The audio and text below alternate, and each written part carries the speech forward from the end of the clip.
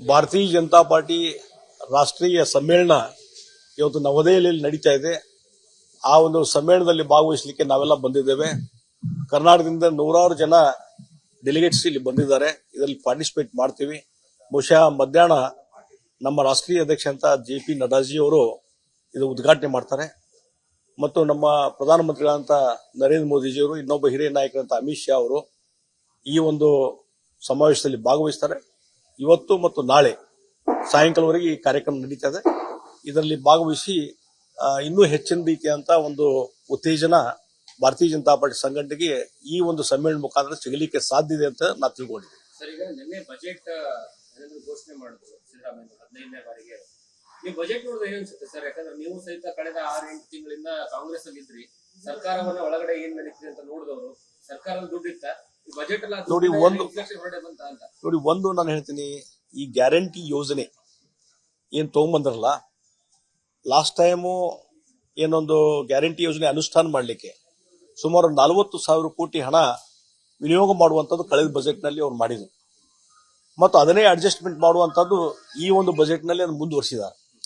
ಹೀಗಾಗಿ ಒಂದು ಸುಮಾರು 40,000 ರಿಂದ 50,000 ಕೋಟಿ ಈ ಗ್ಯಾರಂಟಿ ಯೋಜನೆಗೆ ಅನುಷ್ಠಾನ ಮಾಡಲಿಕ್ಕೆ ಹೋಗ್ತಾ ಇರೋದ್ರಿಂದ ಬೇರೆ ಯಾವುದೇ ರೀತಿಯಂತ ಅಭಿವೃದ್ಧಿ ಚಟುವಟಿಕೆ, ಮತ್ತೊಂದು ಮೂಲಭೂತ ಸೌಕರ್ಯ ಇರ್ಬೋದು, ನೀರಾವರಿ ಯೋಜನೆಗಳಿಗೆ ಹೆಚ್ಚಿನ ರೀತಿಯಂತ ಹಣ ಕೊಡುವಂತದ್ದು ಇರ್ಬೋದು, ಕೃಷಿಗೆ ಸಂಬಂಧಪಟ್ಟಂತೆ ಇರ್ಬೋದು, ರೈತರ ಸಾಲ ಮನ್ನಾ ಆಗಲಿ, ಮತ್ತೊಂದು ಹಲವಾರು ಯೋಜನೆ ತರಲಿಕ್ಕೆ ಇದು ಯಾವುದಕ್ಕೂ ಸಾಲ್ತಾ ಇಲ್ಲ. ಅದರಿಂದ ಏನಾಗಿದೆ, ಆ ಸಮತೋಲನ ಮಾಡ್ಲಿಕ್ಕೆ ಹೋಗಿ ಎಲ್ಲೇ ಒಂದು ಕಡೆ ರಾಜ್ಯದ ಅಭಿವೃದ್ಧಿಗೆ ಹಿನ್ನಡೆ ಆಗುವಂತದ್ದು ನಾನು ಕಾಣಲಿಕ್ಕೆ ಸಾಧ್ಯ. ನೋಡಿ, ಕೆಲವೊಂದು ಯೋಜನೆ ಅನುಷ್ಠಾನ ಆಗ್ತಾ ಇದೆ, ಕೆಲವೊಂದು ಆಗ್ತಾ ಇಲ್ಲ ಅನ್ನುವಂಥದ್ದು ಒಂದು ಕೂಗಿದೆ. ಎಷ್ಟೋ ಜನ ಬಂದು ಕೇಳ್ತಾರೆ ನಮಗೆ, ಏನ್ರಿ ನಮಗೆ ಅದು ಸ್ಟೈಪಂಡ್ 2,000 ರೂಪಾಯಿ 3,000 ರೂಪಾಯಿ ಕೊಡೋದು ಬರ್ತಾ ಇಲ್ಲ. ಆಮೇಲೆ ನಮಗೆ ಮಹಿಳೆಯರಿಗೂ ಏನ್ರಿ ಒಂದು ತಿಂಗಳು ಬಂತು ಮತ್ತೊಂದು ತಿಂಗಳು ಬರಲೇ ಇಲ್ಲ. ಈ ರೀತಿ ಕಂಪ್ಲೇಂಟ್ಸ್ ಸ್ಟಾರ್ಟ್ ಆಗಿದ್ದಾವೆ. ಹೀಗಾಗಿ ಆ ಯೋಜನೆಗಳು ಸಹಿತ ಎಲ್ಲೋ ಒಂದು ಹಂತದಲ್ಲಿ ಸರಿಯಾದಂತ ಅನುಷ್ಠಾನ ಆಗ್ತಾ ಇಲ್ಲ ಅನ್ನುವಂಥದ್ದು ಒಂದ್ ಕಡೆ ಧ್ವನಿ ಇದೆ.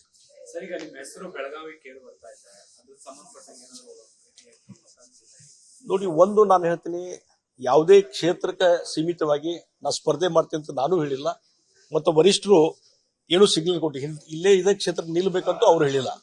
ಹೀಗಾಗಿ ವದಂತಿಗಳಿದಾವೆ. ಆ ವದಂತಿಗಳ ಹಿನ್ನೆಲೆ ಏನು ಅನ್ನೋದು ನಂಗೆ ಗೊತ್ತಿಲ್ಲ.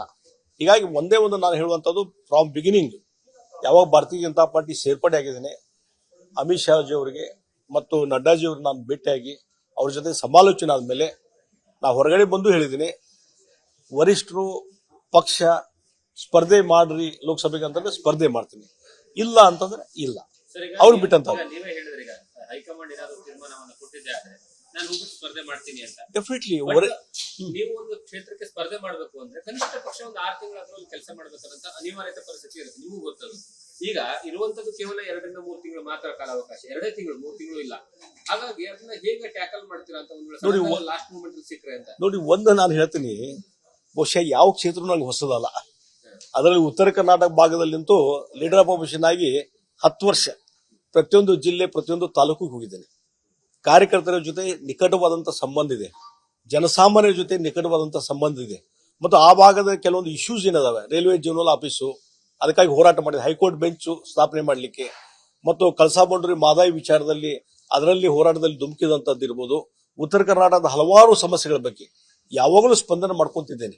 ಹೀಗಾಗಿ ಇವತ್ತು ಚಿರಪರಿಚಿತ ಎಲ್ಲಾ ನಾಗರಿಕರು ಚಿರಪರಿಚಿತವಂತ ಒಂದು ವೈಯಕ್ತಿಕವಾದಂತ ನಂದು ನೆಲೆ ಇರುವುದರಿಂದ ಇವತ್ತು ಇದಕ್ಕೆ ಪ್ರಿಪರೇಷನ್ ಅನ್ನುವಂಥದ್ದು ಬೇಕಾಗಿ ಇಲೆಕ್ಷನ್ ಜನರ ಜೊತೆ ಯಾವ ರೀತಿ ಸಂಬಂಧ ಇರ್ತದೆ, ದಿನನಿತ್ಯದ ಅವ್ರ ಸಮಸ್ಯೆಗಳಿಗೆ ಏನು ಸ್ಪಂದನೆ ಮಾಡ್ತೀವಿ, ದಟ್ ಈಸ್ ಓಕೆ.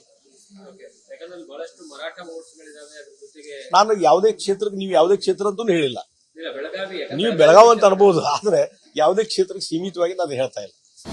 ಅನುಕ್ಷಣದ ಸುದ್ದಿಗಳಿಗಾಗಿ ವಿಸ್ತಾರ ನ್ಯೂಸ್ ಯೂಟ್ಯೂಬ್ ಚಾನೆಲ್ ಸಬ್ಸ್ಕ್ರೈಬ್ ಮಾಡಿ. ಹೊಸ ಸುದ್ದಿಗಳ ನೋಟಿಫಿಕೇಶನ್ಗಾಗಿ ಬೆಲ್ ಐಕಾನ್ ಕ್ಲಿಕ್ ಮಾಡಿ. ಲೇಟೆಸ್ಟ್ ಅಪ್ಡೇಟ್ಸ್ಗಾಗಿ www.vistaranews.com ವೆಬ್ಸೈಟ್ಗೆ ವಿಸಿಟ್ ಮಾಡಿ. ಅಂಗೈಯಲ್ಲೇ ಜಗತ್ತಿನ ಸುದ್ದಿ ತಿಳಿಯಲು ವಿಸ್ತಾರ ನ್ಯೂಸ್ ಕನ್ನಡ ಆಪ್ ಡೌನ್ಲೋಡ್ ಮಾಡಿ.